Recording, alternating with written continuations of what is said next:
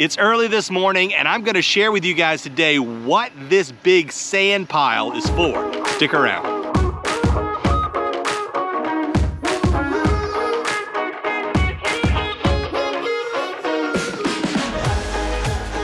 Good morning, guys. It's early. Like I said, we're really just getting started today.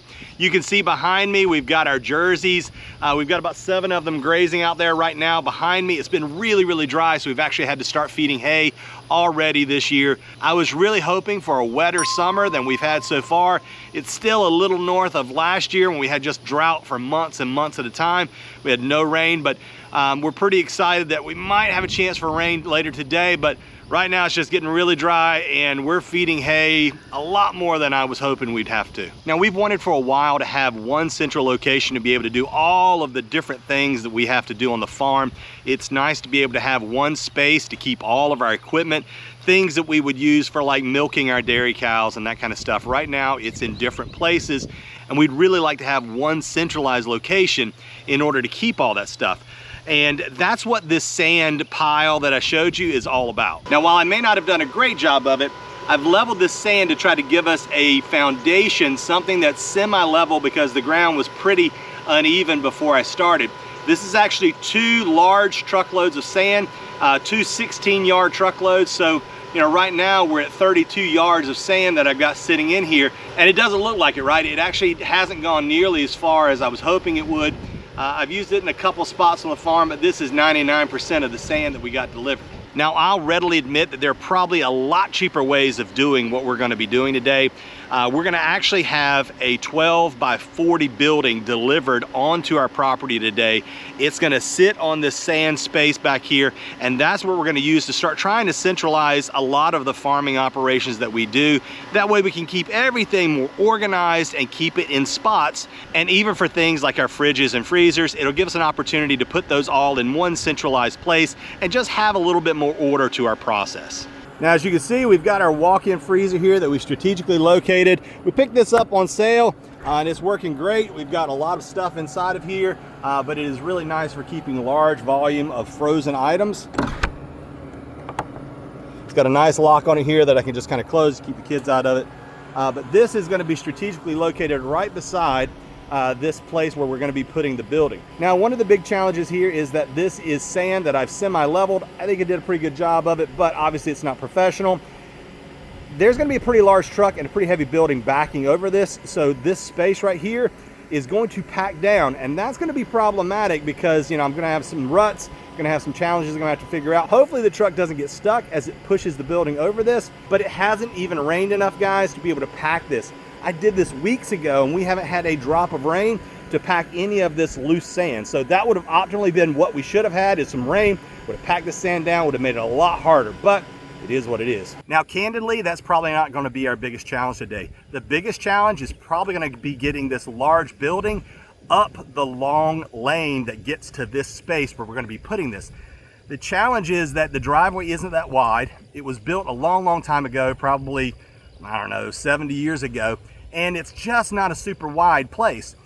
It's big enough that we get in 30-foot trailers that do delivery for some of our feed and that kind of stuff, but this is a 40-foot trailer, and so hopefully the driver is going to be really good and he could put it in there because our water main is down there as well. Now, as you can see, this access road is a rock road. It's pretty old. It's had lots and lots of rocks, so it's got a good foundation. It's not like there's any issues there, but the challenge is just going to be how wide it is. And you can see that we've got fencing on one side. There's a little bit of space over here where we let our cows graze, and we've got fencing over there. But towards the other end, it's actually even closer. Now, the cows are mooing at me already this morning, but here we've got a fence that's on this side, and it's actually pretty close to the lane. This side we have not fenced in yet.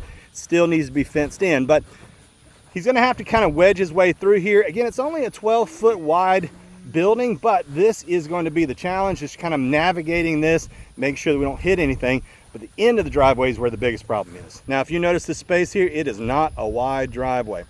So this is really the challenge. I'm actually going to be adding a tile on this side over here to make this a little wider, just to give this more space for the driveway to kind of spread out, so that for turning purposes, it's going to make it a little bit easier. But this end of the driveway is not very big. So he's going to have to get his truck with that entire building in here without causing any issues. Now here's the water meter that I was talking about, and I have it marked with several of these things, but actually the other day, believe it or not, you can see a little bit of the impression here where somebody did it. See the kind of grooves here. We actually had a guy run straight over this when he was doing some work. He was coming in with a stump grinder, and you can actually see where he missed the entire driveway. You look over there, kind of off in that space right there, you can actually see an indentation where the double tires went in from the trailer, came right through the ditch, and only half the trailer was on the driveway, and he ran slam over this water meter. Luckily, all he had was that stump grinder on the trailer. Otherwise, this meter probably would have been destroyed. It would have pressed it in, and all the pipes underneath it would have been busted, and we'd have had water pouring out of this. So I've done everything I can down here to mark it. I'll actually put the stop back up. It's just kind of laid over, but I've got these things out here, but that's going to be the biggest problem, is just making sure that this thing doesn't get hit. Got some clouds on the horizon, and I really hope it rains today, guys. We've been about a month now without any rain, and so I'm hoping that these clouds are going to give way to some rain today, but I hope that we can get the building in place before that happens.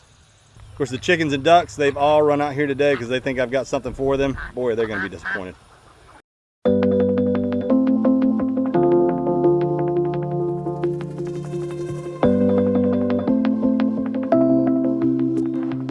Okay, now this has got to be one of the coolest things that I've ever seen. So this thing actually sets down a set of wheels underneath it so that he can move the rig over for tight turns like this. That is the coolest thing ever.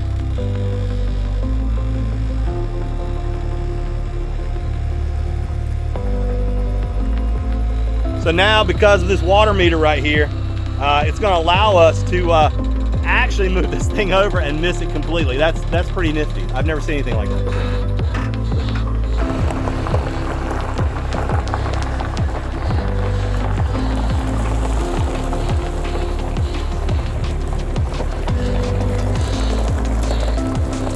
Just like that, that's how it's done. That is how it's done.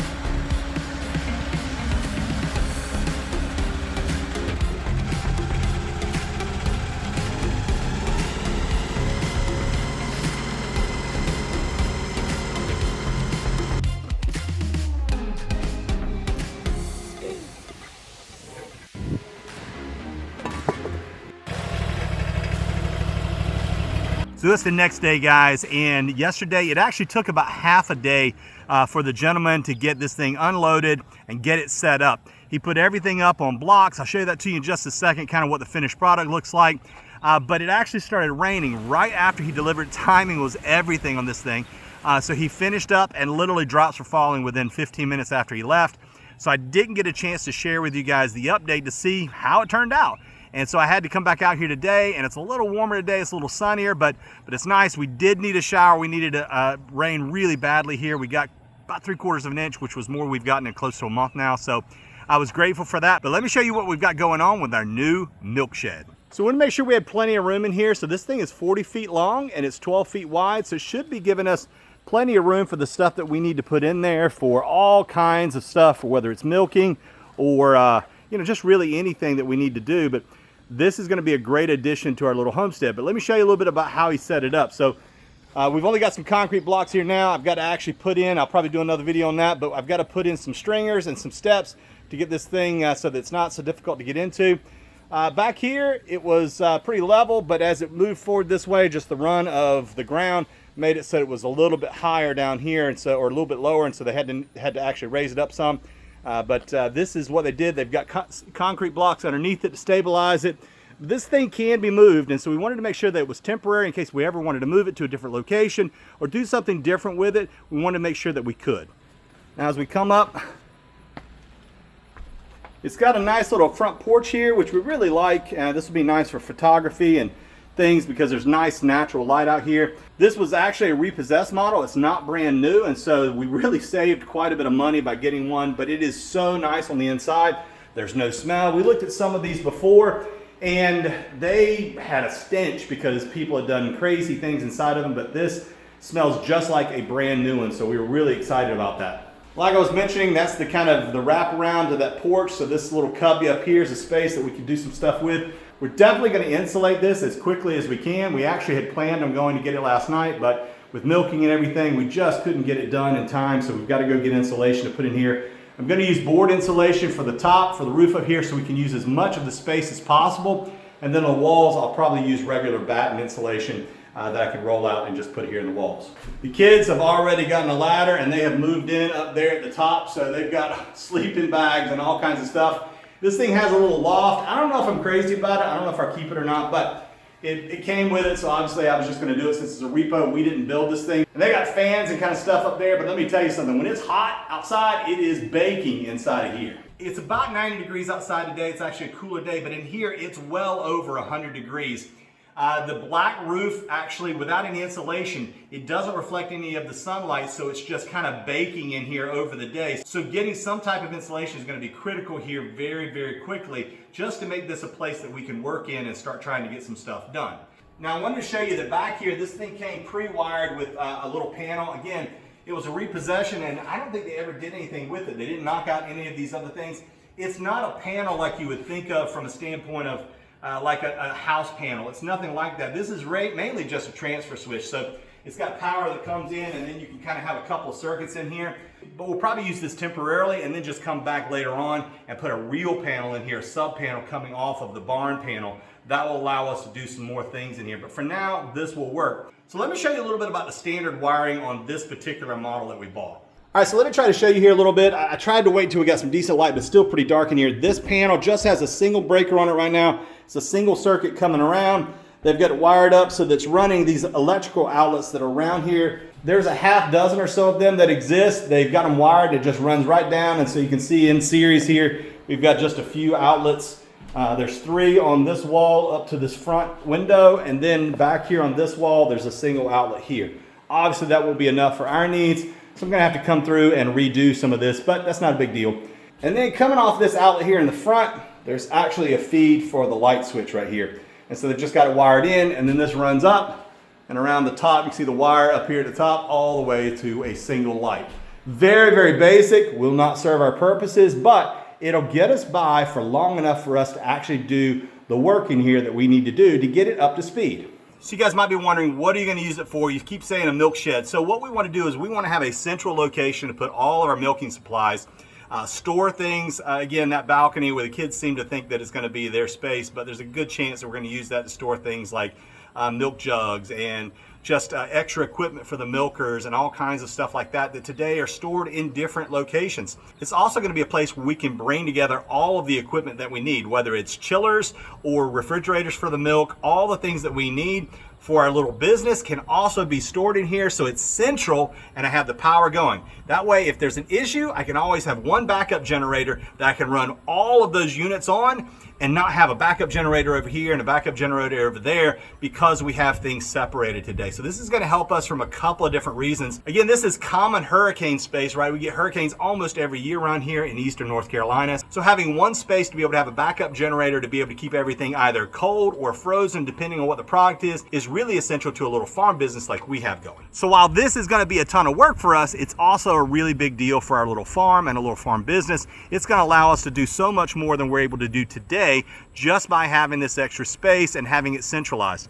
Now in the next few weeks, I'll probably do some more videos on just what we're doing, some of the things I mentioned before about putting insulation into this. We'll also do a few more things like electrical, but that's going to be the big updates, getting some steps. We'll share more with you guys as we're doing it, but for now, guys, have a blessed day, and we'll see you next time on the Purpose Driven Homestead.